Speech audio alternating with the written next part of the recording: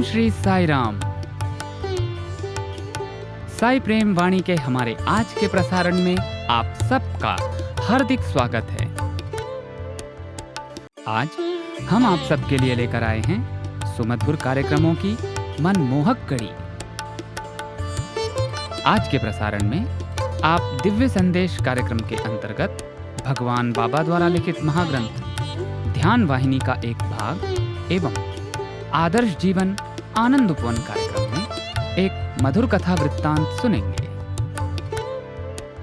तो चलिए कार्यक्रम का शुभारंभ करते हैं।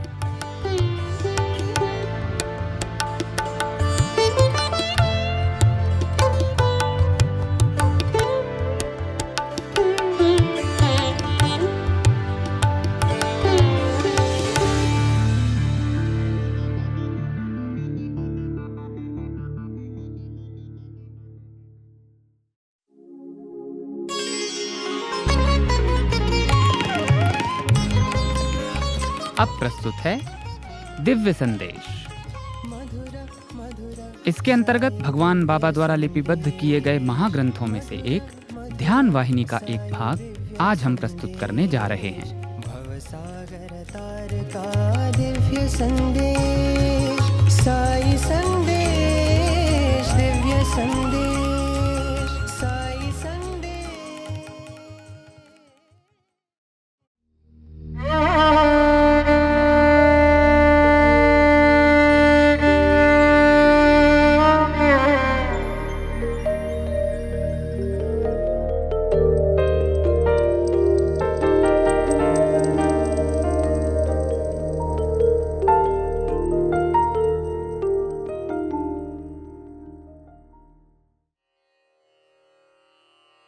ध्यान वाहिनी अध्याय 3 प्रबोध 3। ध्यान का लक्ष्य। इस संसार में मानव जीवन की दो प्रकार की स्थितियां होती हैं, पहली हितकर और दूसरी अहितकर। जीवन के प्रति उसके दृष्टिकोण, उसकी परिस्थिति और उसकी अवस्था के अनुसार यह श्रेणी विभाजन होता है।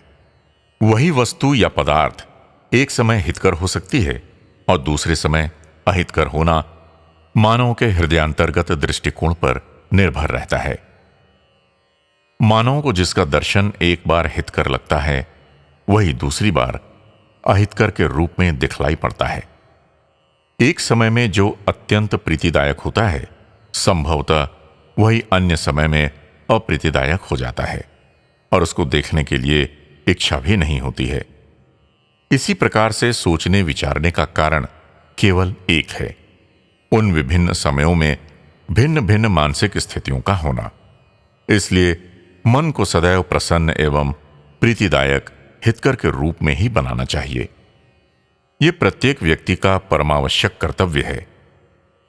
नदी का प्रवाह पर्वतों की चट्टानों से गिरकर घाटियों में उछलता कूदता उनके अनुसार प्रवाहमान होता है। इतना ही नहीं, बीच बीच में सहायक नदियों व नालों से मिलने वाला जल दूषित भी हो जाता है। इस प्रकार मानव जीवन प्रवाह में कुछ तीव्र धाराओं के प्रवाह के साथ आया। इस प्रकार की कठिनाइयां मानव जीवन में किसी भी समय आ सकती हैं। कुछ लोगों को पहले, कुछ को जीवन काल के मध्य में और कुछ लोगों को अंत में कभी न कभी आ ही जाती हैं। कोई इनसे बच नहीं सकता। अतः सर्वप्रथम मानव को यह सुनिश्चित जान लेना चाहिए कि जीवन संघर्षमय है। कठिनाइयां जीवन में आती ही रहती हैं। इस परम सत्य को जान लेने के ही पश्चात भय भ्रांति दूर हो सकती है। इन कठिनाइयों का स्वागत करना चाहिए और यह समझना चाहिए कि मुझे नए नए अनुभव प्रदान करने के लिए ही आई हैं। उसे केवल इस प्रकार की धारणा ही बनानी चाहिए, चाहे कितनी भी मुसीबतें क्यों न हों। ऐसी परिस्थिति में कितनी भी मुसीबतें क्यों ना आवें, कितना भी दुख क्यों ना आवे, वे बहुत साधारण प्रतीत होते हैं। इसका भी कारण मन स्थिति ही है। मानव को क्षण क्षण से बाहर से या अंदर से नाना प्रकार की प्रेरणाएं मिलती रहती हैं। इन समस्त प्रेरणाओं को मन में स्थान देना संभव नहीं है। तब मानव को विचारना होगा कि इन असंख्य प्रेरणाओं में से कौन से हितकर और मुख्य है, उन्हीं को ग्रहण करना चाहिए और अपने मन का लक्ष्य निर्धारित करना चाहिए। उसी को कहते हैं एकाग्रता या अवधान। किसी विषय को ठीक तरह से जानने के लिए अवधान नितांत आवश्यक है। अपने लक्ष्य या प्रिय वस्तु पर उद्देश्यपूर्ण अवधान या एकाग्रता एकाग्र चित्तता कहलाती है। इसका कारण भी मन ही है। ऐसा अवधान या एकाग्रता लक्ष्य प्राप्ति या प्रिय वस्तु की प्राप्ति में काफी सहायता करती है। एकाग्रता हर एक व्यक्ति के लिए अत्यंत आवश्यक है। यही समस्त सफल कर्मों का मूल है। ये केवल ध्यान योग के लिए ही नहीं, लौकिक व सांसारिक विषयों के लिए भी नितांत आवश्यक है। यदि व्यक्ति अपना कार्य एकाग्र चित्त होकर संपन्न करता है तो उसके अंदर आत्मविश्वास और आत्मगौरव की भावना जागृत हो जाती है। ये दोनों भावनाएं मनः संकल्प पर ही आधारित हैं। इस प्रकार का संकल्प सत्कर्म व दुष्कर्म दोनों के लिए प्रयोग किया जा सकता है। इस तरह संकल्प पवित्र, सत्कार्य, सद्विचार, चिंतन पर मनोसंकल्प आकृष्ट करने के लिए मनोलक्ष्य अत्यंत प्रधान है। ऐसे मनोलक्ष्य की सफलता व विफलता एकाग्रता पर ही निर्भर रहती है। एकाग्रता शक्ति एवं सामर्थ्य की जननी है। मन को शिथिल करने वाली लौकिक और सांसारिक विषयों पर विजय प्राप्त किए बिना एकाग्रता प्राप्त करना असंभव है। ऐसी एकाग्रता और मन पर विजय केवल ध्यान द्वारा ही प्राप्य है। इस संसार में कुछ लोग अपने को पापी मानकर स्वयं ही अपनी निंदा करते रहते हैं। कुछ लोग अपने को बहुत भला व ऊंचा करके निरंतर अपनी प्रशंसा करते रहते हैं। ये दोनों ही श्रेणी के मनुष्य अपने मनोविकारों से पीड़ित हैं। इस प्रकार के लोगों को मन की संतुष्टि नितांत आवश्यक है। इसके लिए ध्यान आवश्यक है। ध्यान से पहचान यानी ज्ञान और विकास प्राप्त होता है। इसे साकार करने के लिए इनके प्रति अभिरुचि आवश्यक है। अभिरुचि संवेदना के रूप में चित्त एकाग्रता को प्रेरणा देती है। ये संवेदना यानी प्राप्य वस्तु के लिए उत्कट अभिलाषा भी सत या असत हो सकती है। कुछ लोगों का झुकाव संगीत के प्रति होता है। क्यों? इन लोगों को उसके प्रति अभिरुचि है। वह संवेदना उनको अत्यंत प्रिय है, इष्ट है। कुछ लोग अपने स्वर्गीय मित्रों व संबंधियों के शरीर देखना चाहते हैं। इस दर्शन में जो संवेदना है वो शोकदायक है। इन मृत शरीरों पर दृष्टिपात भी अभिरुचिदायक ही है। ये अभिरुचियां चाहे जिस प्रकार की हों, अवधान के लिए ये शक्तिदायक होती हैं। अभिरुचि जब प्रछन्न रहती है, गुप्त रहती है, उसे अवधान कहते हैं। क्रियात्मक अवधान को अभिरुचि कहते हैं। यदि अभिरुचि ही का अभाव है तो अवधान शक्ति भी नहीं होती है। अवधान की वृद्धि या क्षय अभिरुचि की वृद्धि या क्षय पर आधारित है। इस समस्त के लिए एकाग्रता मुख्य है। एकाग्रता की जननी ध्यान ही है। ध्यान से ही एकाग्रता और सफलता प्राप्त होती है। ध्यान की साधना से ही इस विश्व में ऋषियों तथा महात्माओं ने हर समय हर अवस्था में अपनी मनोवृत्तियों को संयमित करके अपने मन को सात्विक मार्ग की ओर झुकाकर सर्वेश्वर चिंतन में तैल धारावत ध्यान करके सर्वेश्वर से ऐक्यता प्राप्त कर सके। प्रथम अभिरुचि, द्वितीय मनोलक्ष्य निर्धारण तथा इनके माध्यम से चित्त एकाग्रता, तब मनोविलय ही ध्यान का लक्ष्य है।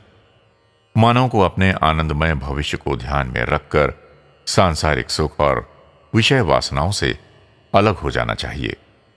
उनके चंगुल में नहीं पड़ना चाहिए। इन सुखों की उपेक्षा करनी चाहिए। मन से वर्तमान असंख्य कामनाएं, दुख, बाधाएं तथा असत्य रूपी भय और काल्पनिक सुखों को भी हटा देना चाहिए। मन को विवेक, बुद्धि सिखाना चाहिए। उसे विवेचना करना सिखाना चाहिए। प्रत्येक व्यक्ति को इस प्रकार की शिक्षा की आवश्यकता है। जो दिखाई पड़ते हैं वे असत्य हैं, ऐसा सोचना चाहिए। मानव की वर्तमान दयनीय दशा इन्हीं कारणों से है। ध्यान ही इसकी औषधि है। मानव जीवन में जो कठिनाइयां और कष्ट हैं, उनके लिए ध्यान का अभ्यास ही सर्वबाधा निवारक है, रामबाण है। इस प्रकार के अभ्यास की नितांत आवश्यकता है। मन को अपना भ्रम और सांसारिक सुख रूपी स्वप्नों को भुलाकर अपने वास्तविक स्वर्ग को जान लेना चाहिए। ऐसा ध्यान के द्वारा ही संभव है। क्रमशः नियम पूर्वक शांति एवं प्रसन्नता के साथ ध्यान का अभ्यास करने से ध्यान में तीव्र गति से उन्नति होती है। महान अनुभव प्राप्त करने का पथ स्पष्ट हो जाता है। नए नए प्रकार के ज्ञान प्राप्त होते हैं। मन में प्रशांति व निर्मलता आती है। जब मानव निरंतर ध्यान करके ध्यान रूपी पर्वत की चोटी पर पहुंचता है, तो ज्ञान शक्ति पहचानने की शक्ति अत्यंत सुदृढ़ हो जाती है और वो अपने काल्पनिक जीव स्वरूप को ध्वस्त कर देता है, भस्म कर देता है। जब इसका बोध हो जाता है कि केवल मैं हूं, अन्य कोई दूसरा नहीं है और ये संपूर्ण विश्व मेरे भ्रमित मन का परिणाम है, सत्य केवल एक है, ईश्वर सच्चिदानंद परमात्मा शिवोहम, उसी एक सत्य की अनेक अभिव्यक्तियां हैं। ये परम सत्य कितना सुगम है। वास्तव में इस परम सत्य में, परमात्मा के जगत में न कोई ध्यान है, न कोई ध्यान करने वाला पदार्थ ही है। सब एक हो जाते हैं। यही शाश्वत तेजोमय अनुभव है। संपूर्ण ज्ञान मैं हूं, ऐसा गीत गाते हुए ज्ञानी निःशब्द निश्चल भावना के साथ अपने में अपनी आत्मा के वैभव का दर्शन करता है। वही आनंददायक गंतव्य स्थान है, दिव्य अमृत फल है। योग समाधि में ऐसे बाह्यातीत अनुभव प्राप्त करके ध्यान करना समाप्त करके मानव जगत में नैसर्गिक रूप से विचरता है, व्यवहार करता है। उसमें संपूर्ण वेद निहित रहते हैं। वो निर्मल जीवी के रूप में सदैव रहता है। देश व काल जनित परिस्थितियों का अतिक्रमण करके सर्वावस्था में सदा एक रूप रहने और दृढ़ता के साथ समस्त आपदाओं व संकटों का सामना करने की शक्ति केवल ध्यान ही से प्राप्त होती है। इसके अतिरिक्त कोई और उपाय नहीं है। जीव जब एक बार परिपक्वावस्था की ओर अग्रसर होता है, तो उसे अपने में ही संपूर्ण संतृप्ति और आनंद प्राप्त होने लगता है।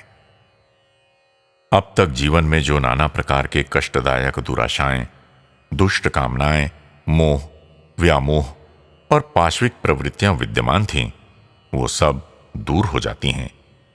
आत्मा समस्त लोगों में समानता से व्याप्त है।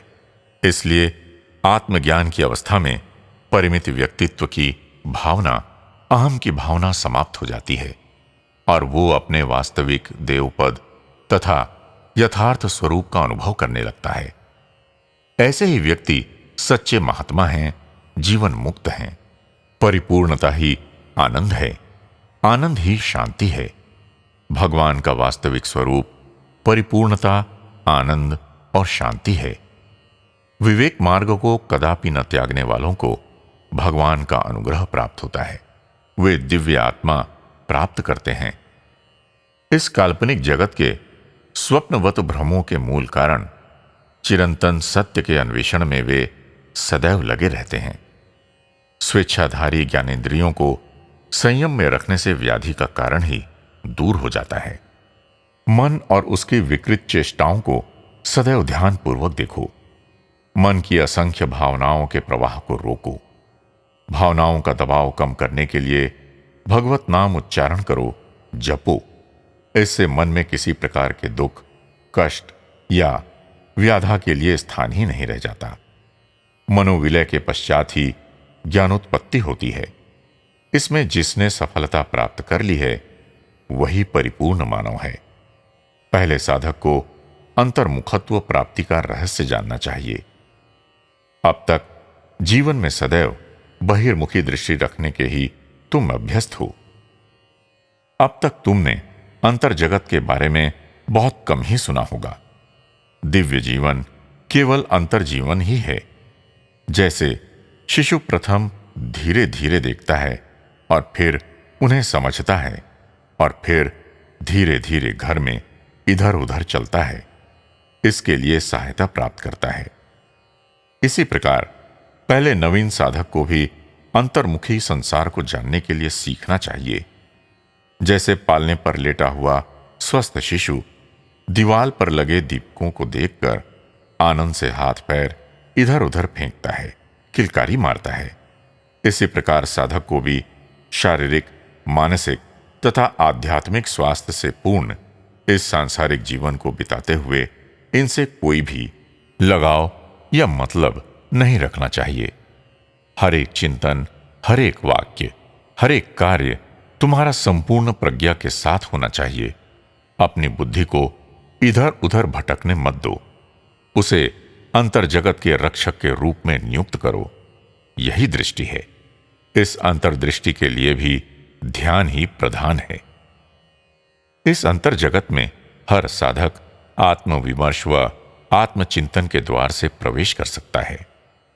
जीवन के पवित्र पद को प्राप्त करने के लिए भय एवं भक्ति के साथ संवेदना पूर्वक जो साधक अखंड प्रयास करते हैं, उनका ये द्वार स्वागत करता है।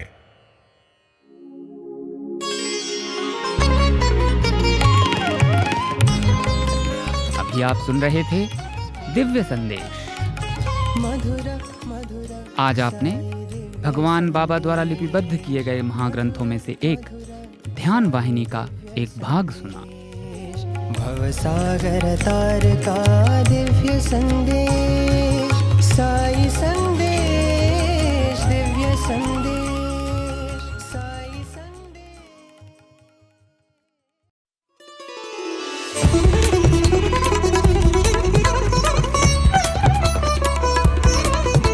आप सुन रहे हैं रेडियो साईं प्रशांति निलयम से हिंदी प्रसारण साईं प्रेम वाणी।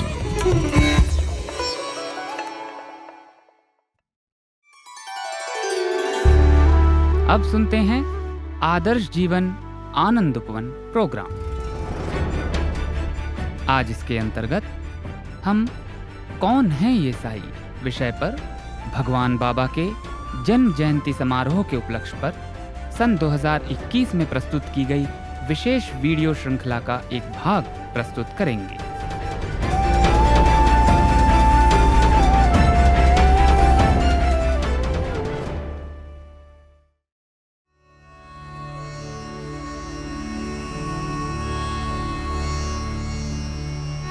कौन है ये साईं? उनके बारे में हम क्या जानते हैं? ऐसा क्या है उनके बारे में जो हम कभी नहीं जान सकते? वे क्यों आए थे अवतार लेकर? हम उन्हें कैसे ढूंढ सकते हैं? चलिए इन वास्तविक घटनाओं के माध्यम से इन सवालों के जवाब जानने की कोशिश करते हैं, डायरेक्ट दिल से।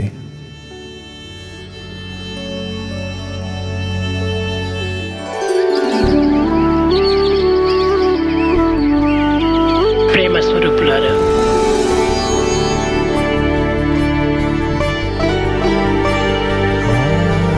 start the day with the love,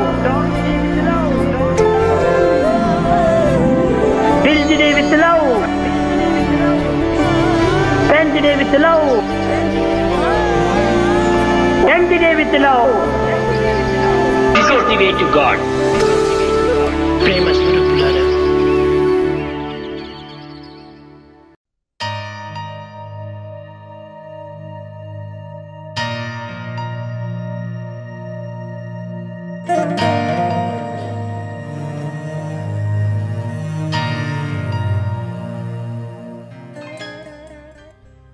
एक बार स्वामी ने मुझे बुलाया।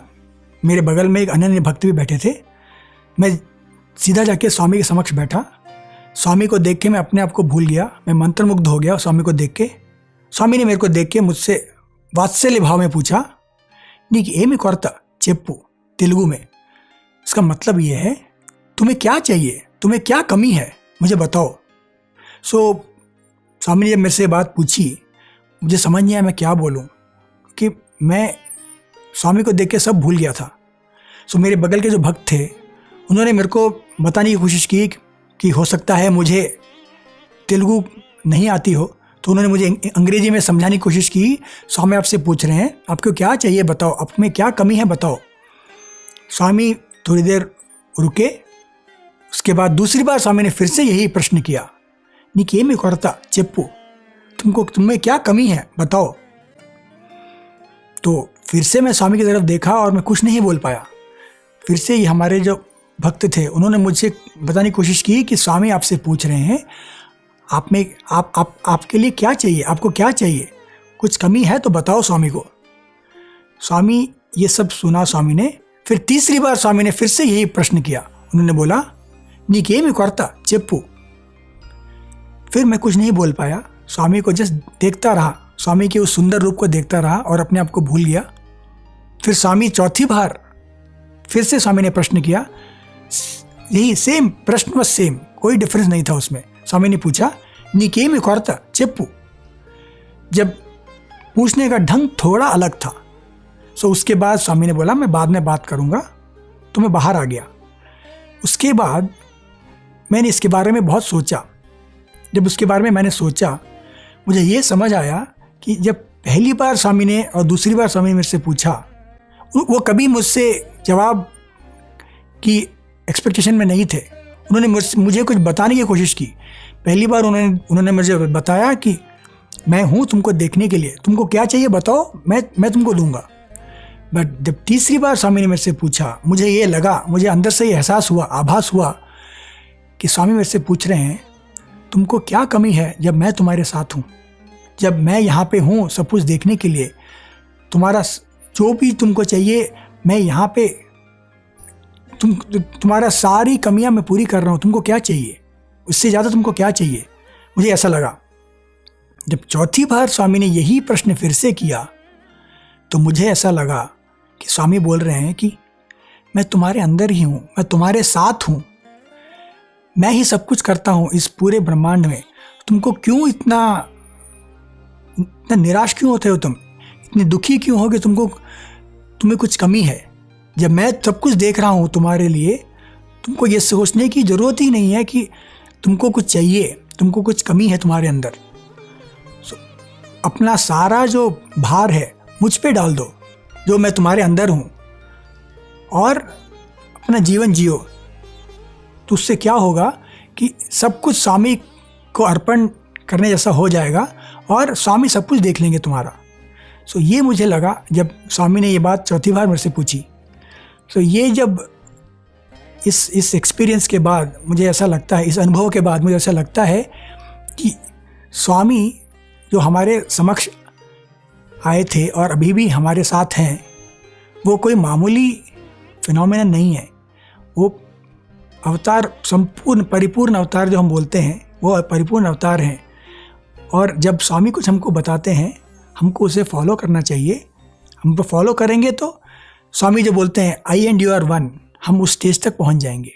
నేను సామాన్యమైనటువంటి యొక్క వ్యక్తిత్వంగా నేను సంచరిస్తూ ఆడుతూ పాడుతూ మాటలాడుతూ తిరుగుతూ ఉండటం చేత चूंकि मैं आम लोगों की ही तरह तुम्हारे समक्ष बर्ताव करता हूँ, हंसना खेलना, बातचीत करना, चलना फिरना इत्यादि, ఇందులో ఉన్నటువంటి యొక్క వ్యక్తిత్వాన్ని అర్థం చేసుకోవటం కూడాను ఒక విధమైనటువంటి శక్తివంతులకు కూడాను అసాధ్యమే। इसीलिए इस स्वरूप के पीछे छिपा सत्य बड़े से बड़े लोग भी नहीं समझ पाते हैं। మానవత్వాన్ని ఏకత్వపరిచి బ్రహ్మత్వం అనేటువంటి తత్వమును నిరూపించి దైవత్వం అనేటువంటి యొక్క స్థానంలో చేర్చేటువంటి ప్రయత్నమే నా యొక్క లక్ష్యం। संपूर्ण मानव जाति की एकता, अध्यात्म तत्व का बीज बोना और हरेक को दिव्यत्व के शिखर तक पहुंचाना ही मेरा उद्देश्य है।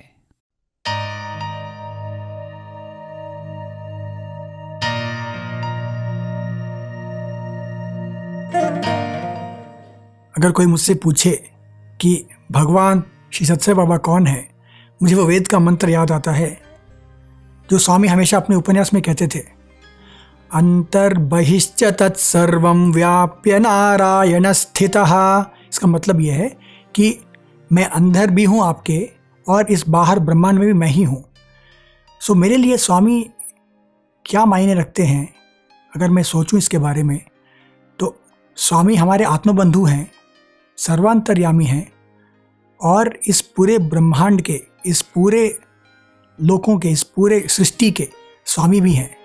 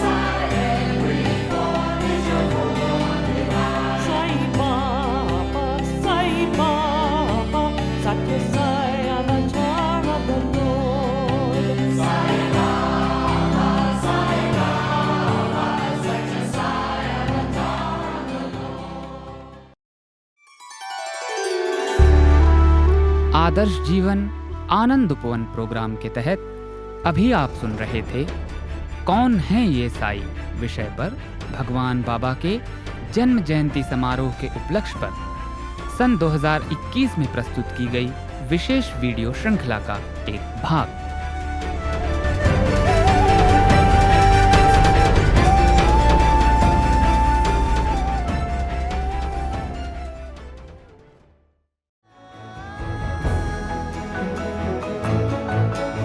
प्रिय श्रोताओं, अब समय है हमारे साईं प्रेमवाणी के इस प्रसारण को विराम देने का। हमें आशा है हमारा आज का कार्यक्रम आपको पसंद आया होगा। अपने सुझावों को हम तक जरूर भेजें। हमारा व्हाट्सएप नंबर है 9393258258 93 258 258। हिंदी भाषा में हमारी ये सभी प्रस्तुतियां YouTube पर भी उपलब्ध हैं। इन्हें वहां देखने या सुनने के लिए हमारे YouTube चैनल को सब्सक्राइब करें और कमेंट बॉक्स में अपने सुझाव देना न भूलें। हमें आपके सुझावों का इंतजार रहेगा। किसी ने कहा है कि सनातन साईं डगर को मजबूती से थामना है। सनातन साईं डगर को मजबूती से थामना है। मित्रों, अब इस दौर में बस ये हमारी साधना है। स्वामी से ये प्रार्थना है कि वे अपनी डगर से हमें बांधे रहें और हम सब साईं पथ पर चलते रहें। अगले प्रसारण में आपसे फिर मुलाकात होगी। तब तक के लिए आज्ञा दीजिए। धन्यवाद। सप्रेम साईं राम।